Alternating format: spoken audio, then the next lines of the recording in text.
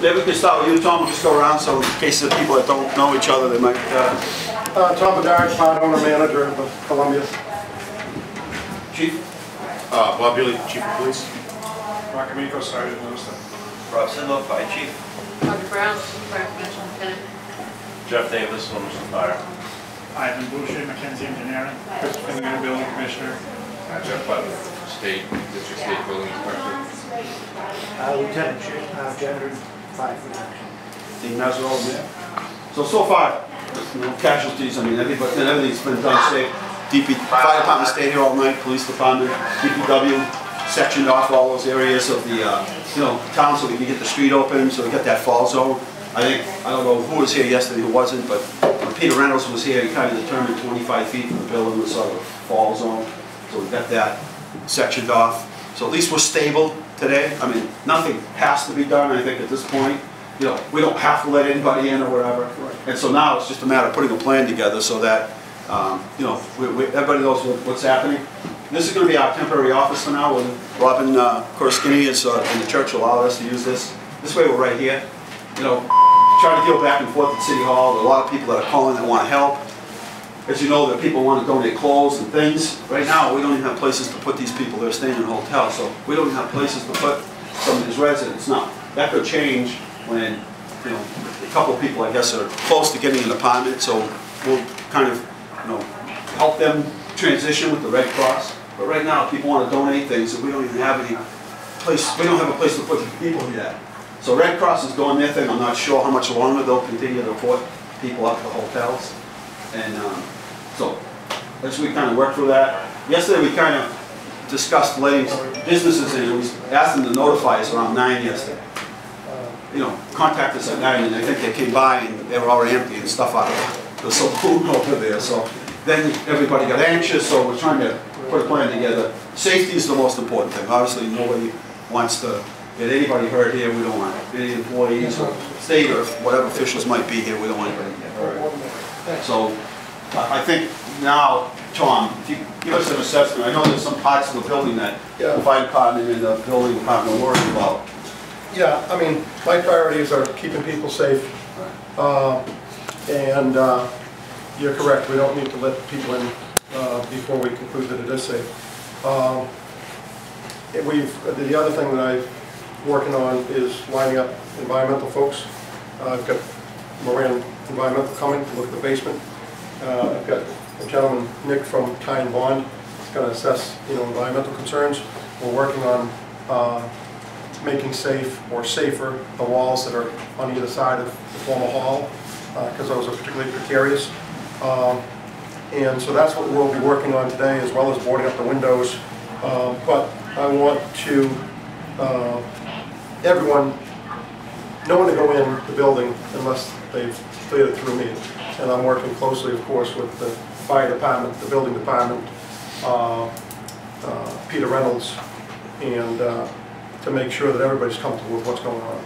But my priority is people's safety, the environment, and lining up to get this thing taken down responsibly.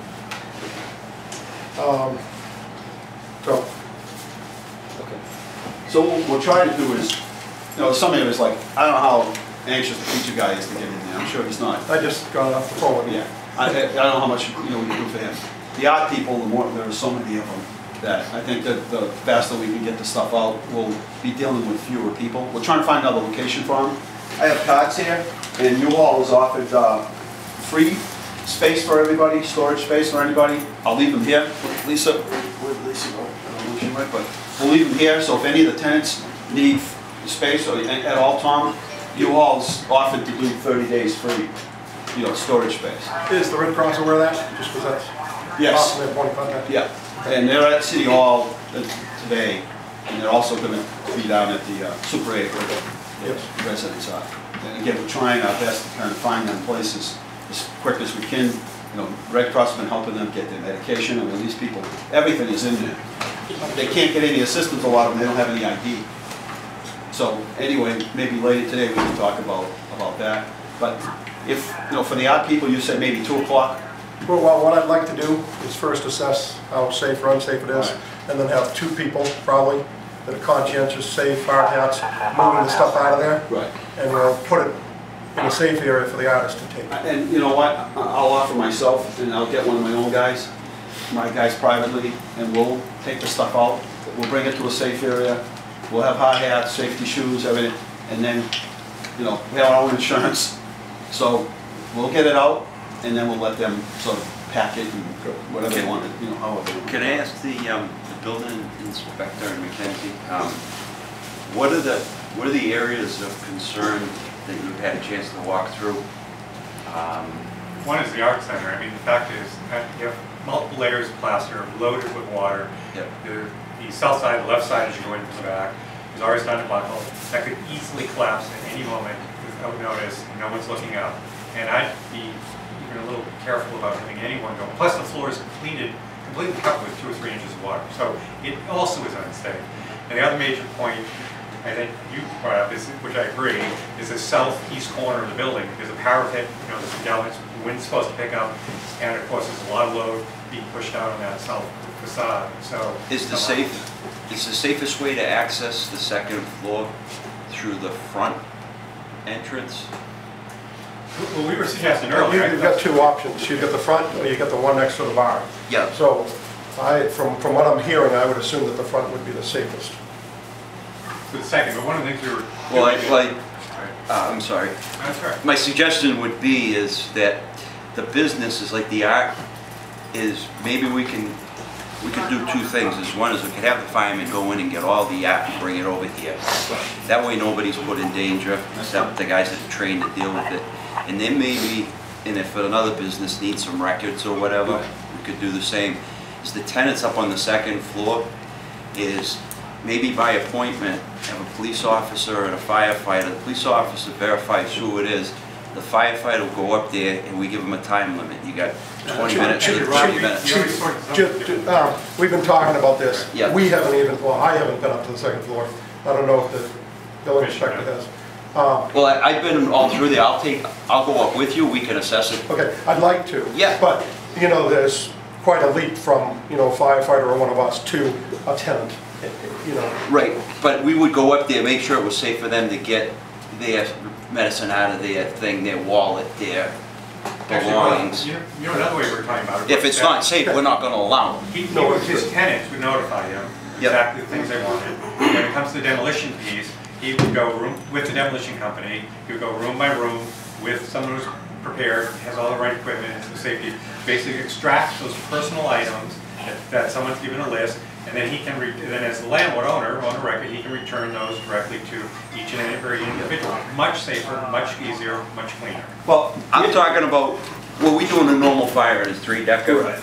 Is we have the fire, and then if an area is safe, we'll bring the person in. If it isn't safe, they tell us where their wallet is, their stuff. We'll go up and retrieve that stuff for them. As far as going through, I mean, that's after the fact. Yeah. I'm looking for like to help these people for the first 24 hours, Right. the businesses and stuff, so they can get their identification, so that they can get their prescriptions. Right. I'm sure there's a lot of people Chief, there. I'm all for Yep. getting them what they need immediately, but I've heard 2 different things. I've heard us saying it's safe and letting them up there. We're not comfortable with that right now. All right. Okay.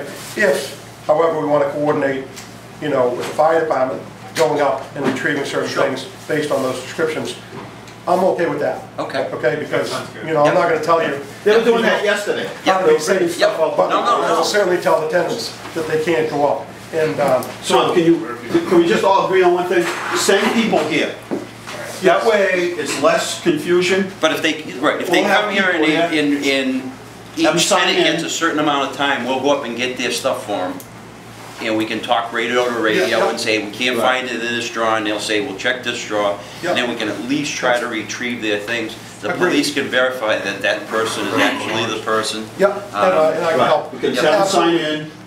You know, Well, let's talk offline about that, because we want to, you know, Yep. figure out, okay, what hours will that happen? Do we have the right personnel? Yep. You know, absolutely. My thing was we start it as soon as possible and end it when it starts to get dark. 4:30, 5 o'clock, it's supposed to be. Is there any asbestos in the building? Well, Because this was the problem with understood. It's the engineer. Yep. What was the question? Was there any asbestos? Asbestos? See, the reason that, the Johns only took a long time because they couldn't allow the people to go in and retrieve any of their items because of the fact that asbestos was everywhere. Okay. So I don't know about this building. I do. I can tell you this. There's probably asbestos somewhere in that building, okay? I found it when I abated, linoleum, asbestos containing linoleum floor when we did the hall, okay? It's not wrapped around all the pipes in the basement because they're all there, okay? There may be some in the old original boiler, okay? I don't think it's pervasive, okay? But we're talking about, right now, so far, is simply firefighters going in there, no tenants, okay? The only tenants that we've allowed on a as-is basis, on an as-needed basis, through me, are the businesses, okay? And we've taken care of the bar, and we'll take care of the art center, and, but the fire department, I'm fine with them going up. Everyone should be comfortable with that, especially not, if they're comfortable with it, to get people's belongings. So